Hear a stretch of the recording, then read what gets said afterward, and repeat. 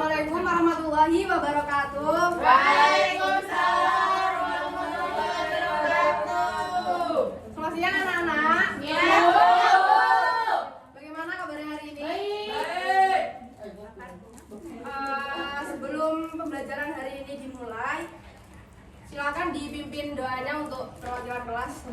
Baik, sebelum pelajaran dimulai pada hari ini, marilah kita berdoa bersama-sama. Berdoa mulai. Bismillahirrahmanirrahim. Berdoa selesai. Untuk hari ini apakah ada yang tidak masuk? Ada, Bu. Siapa? Fitro. Fitro aja. Iya. Oke. Apakah ada yang tahu kita kemarin mempelajari apa? Tentang uang ketik pangan sosial. Salah. Pembangunan peradaban.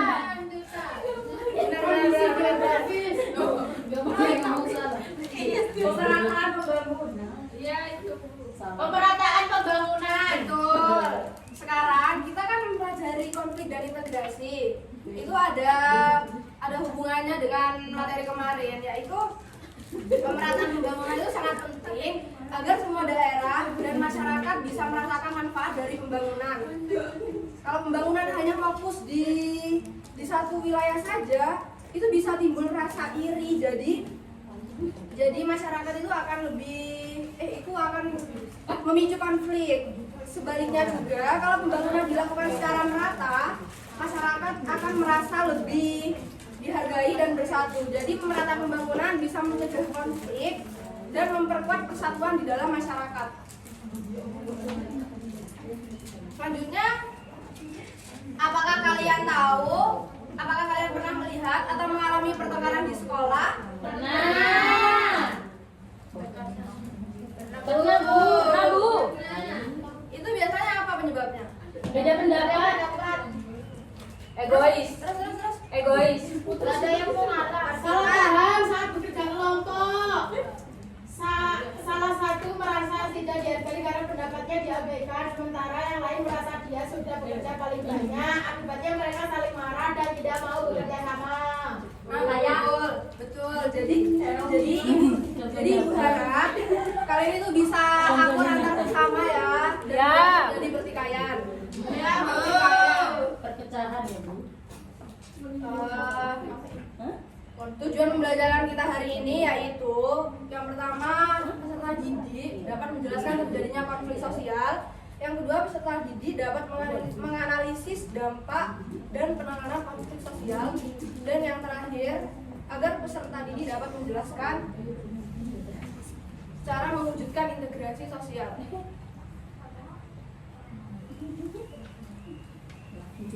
Pengertian konflik. Pengertian konflik yaitu perjuangan antar individu atau kelompok untuk memperoleh sumber daya yang terbatas seperti kekuasaan, status, dan nilai. Konflik muncul akibat perbedaan kepentingan, kekuatan, tujuan, dan nilai, serta dapat terjadi dalam berbagai bentuk, mulai dari perlawanan tersembunyi hingga tindakan kekerasan terbuka. Yang selanjutnya yaitu faktor penyebab konflik. Di sini ada 4 faktor penyebab konflik. Yang pertama yaitu perbedaan individu, yang kedua perbedaan latar belakang dan kebudayaan, yang ketiga perbedaan kepentingan, dan yang terakhir perubahan nilai yang cepat. Yang pertama yaitu perbedaan individu. Maksudnya itu manusia itu kan unik dan berbeda-beda. Jadi setiap orang itu punya cara berpikir, cara melihat sesuatu, dan kebiasaannya itu yang tidak selalu sama. Dalam kehidupan sehari-hari, perbedaan ini bisa membuat seseorang tidak selalu cocok atau sejalan dengan orang lain. Misalnya dalam belajar, itu ada siswa yang suka belajar secara berkelompok dan ada juga siswa yang lebih nyaman belajar sendiri. Yang kedua yaitu perbedaan latar belakang dan kebudayaan. Perbedaan budaya itu bisa menjadi penyebab terjadinya konflik sosial. Setiap kelompok budaya itu punya nilai dan aturan yang berbeda-beda. Karena perbedaan ini, orang bisa saja tidak setuju satu sama lain. Kadang ada orang yang merasa budayanya lebih baik daripada budaya orang lain, dan hal ini bisa menimbulkan pertengkaran dan konflik. Dan yang ketiga yaitu perbedaan kepentingan. Sama, setiap orang atau kelompok itu punya kepentingan dan kebutuhan yang berbeda-beda. Karena perbedaan itu bisa saja terjadi konflik, terutama di bidang politik, ekonomi, sosial, atau budaya. Misalnya ada yang ingin hal tertentu untuk keuntungannya sendiri, tapi orang lain itu punya cara yang berbeda sehingga bisa menimbulkan pertentangan. Dan yang terakhir yaitu perubahan nilai yang cepat. Perubahan yang terjadi terlalu cepat itu bisa menyebabkan konflik. Contohnya ketika di suatu desa tiba-tiba berubah menjadi kawasan industri. Perubahan besar seperti ini bisa membuat masyarakat sekitar itu merasa bingung dan tidak siap atas perubahan tersebut sehingga menimbulkan pertentangan dan masalah.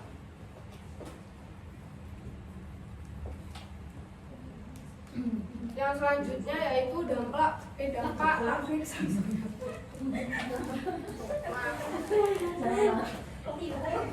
Ada 5 dampak konflik sosial.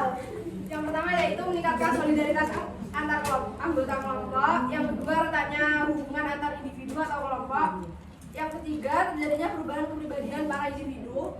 Yang keempat, rusaknya harta benda dan bahkan hilangnya nyawa manusia. Dan yang terakhir, terjadinya akomodasi, dominasi, bahkan penaklukan salah satu pihak yang terlibat dalam pertikaian. Yang pertama yaitu meningkatkan solidaritas anggota kelompok.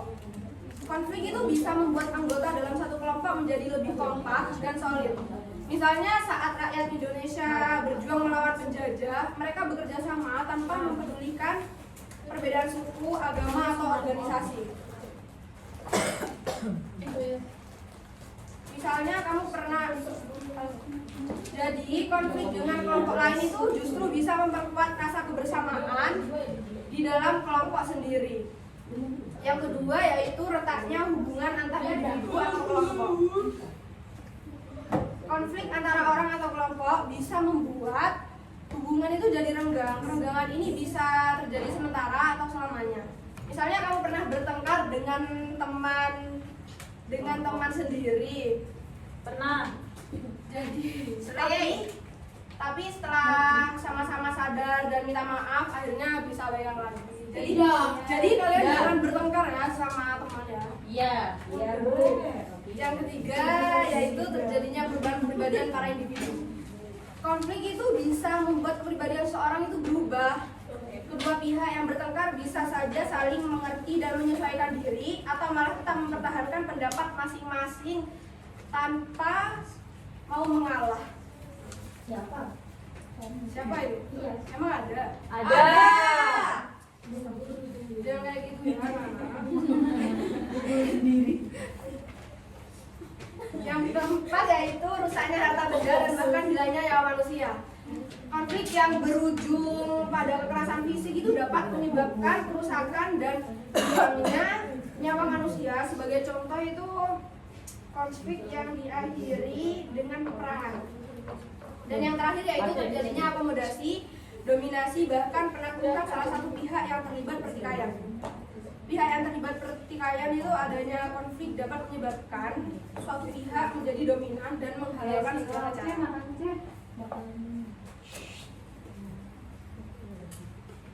Yang selanjutnya yaitu penanganan konflik sosial. Di sini ada 5 penanganan konflik sosial. Yang pertama yaitu menghindar. Yang kedua memaksakan kehendak. Yang ketiga menyesuaikan keinginan orang lain. Yang keempat tawar-menawar. Dan yang terakhir kolaborasi. Yang pertama yaitu menghindar. Beberapa orang itu merasa tidak ada gunanya terus jika harus bertengkar karena mereka tidak yakin bisa menang. Mereka lebih memilih mengalah demi menjaga hubungan atau menghindari masalah dan orang lain yang membuat konflik.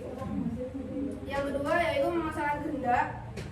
Ada orang atau kelompok yang merasa pendapatnya itu paling benar. Mereka ingin menang dalam konflik dengan cara apapun. Bahkan memaksa lawan untuk setuju dengan keinginannya. Mereka lebih mementingkan kepentingan sendiri daripada menjaga hubungannya dengan orang lain. Itu sudah boleh ya, Kak? Iya, Bu. Iya, Bu. Dan yang ketiga yaitu menyesuaikan keinginan orang lain.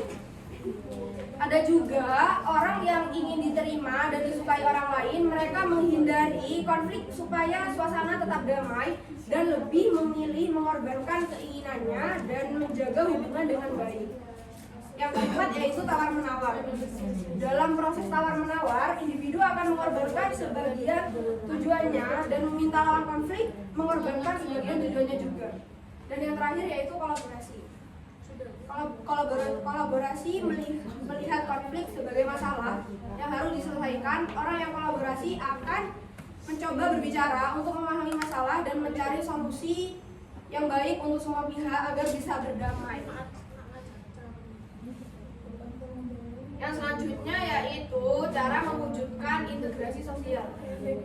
Pengertian integrasi sosial sendiri yaitu adalah suatu pola hubungan yang mengakui adanya perbedaan ras dalam masyarakat, tetapi tidak memberikan fungsi penting pada perbedaan tersebut. Manusia tidak dapat lepas keseluruhan akan interaksi sosial.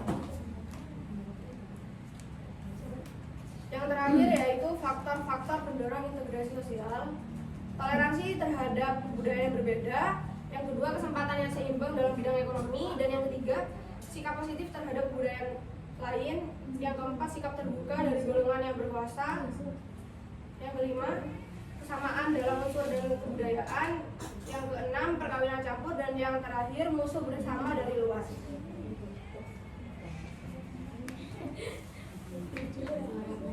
Baik, sekian pemaparan dari Ibu untuk materi hari ini. Apakah ada yang tidak paham, anak-anak? Paham. Baik, jika paham semua, Ibu kasih tugas ya. Ya. Jadi Ibu akan membagi kelompok. Kelompoknya sesuai deretannya aja biar gak usah pindah-pindah. Oke. Yeay.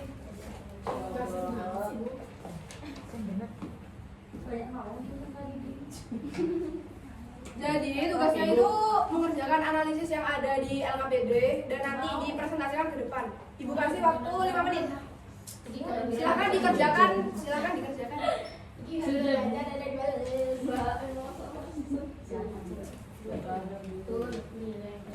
Bu, apakah ada yang paham? Gimana ini, Bu?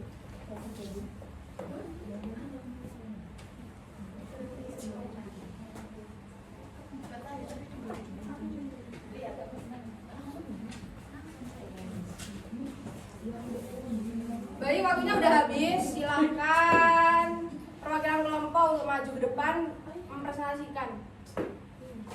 Ayo.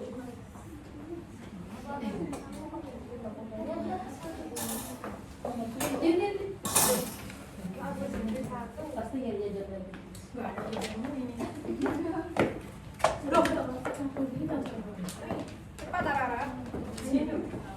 Saya bersama teman saya. Yang pertama yaitu apa jenis konflik yang terjadi? Konflik antar kelompok dan di dalam lingkungan sekolah. Menurutmu cara apa yang paling tepat untuk menyelesaikan konflik tersebut? Jelaskan alasannya. Jadi menurut kami dari kelompok kami itu bisa dengan cara mediasi atau negosiasi. Seperti guru atau ketua kelas itu dapat menjadi mediator yang mempertemukan dua kelompok untuk berdiskusi dan membagi tugas secara adil. Nah, dengan begitu kerjasama bisa terjalin kembali dan suasana kelas menjadi kondusif dan menyenangkan. Ya, baik. Tepuk tangan untuk temannya yang sudah kelompok 1 silakan. Kelompok 2, Bu. Oh ya, kelompok 2.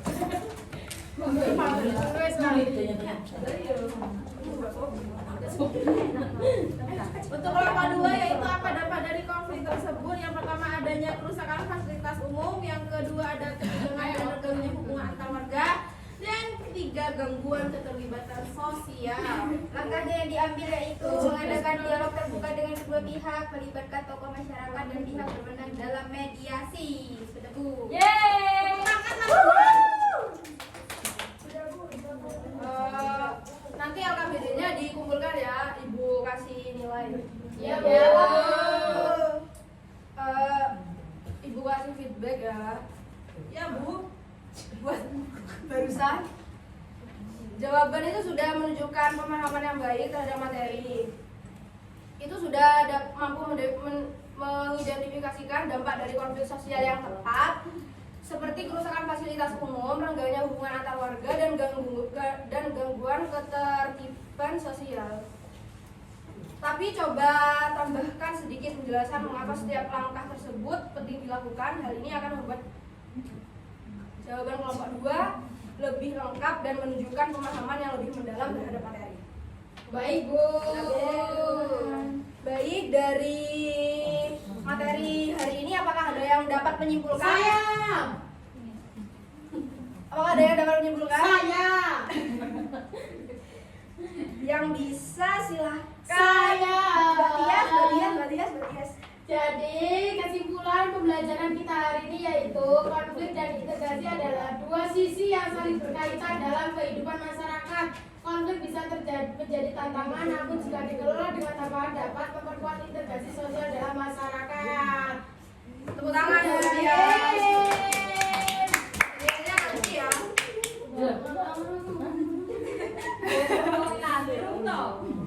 Jadi biasanya pulang di sini. Untuk pembelajaran hari ini, Ibu cukupkan. Iya, Bu. Ya Bu. Iya, Bu. Kalian jangan lupa belajar untuk materi selanjutnya yaitu perubahan sosial. Dan kita itu harus menghadapi konflik dengan kepala dingin dan selalu usahakan integrasi sosial di sekitar kalian. Jadi jadilah pelopor perdamaian dimanapun kalian berada. Salam damai Ibu. Salam damai ya. Jangan bertengkar sama teman ya. Ya, Bu. Baik Bu. Baik, sebelum Ibu tutup pembelajaran hari ini, ketua kelas silakan dipimpin doanya. Baik, telah selesai pembelajaran yang sangat bermakna pada hari ini.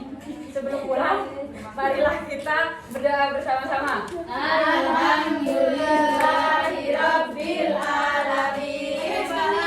Allahumma wa bihamdika asyhadu an la ilaha illa anta astaghfiruka wa atubu ilaik. Baik, Ibu tutup. Wassalamualaikum warahmatullahi wabarakatuh. Waalaikumsalam.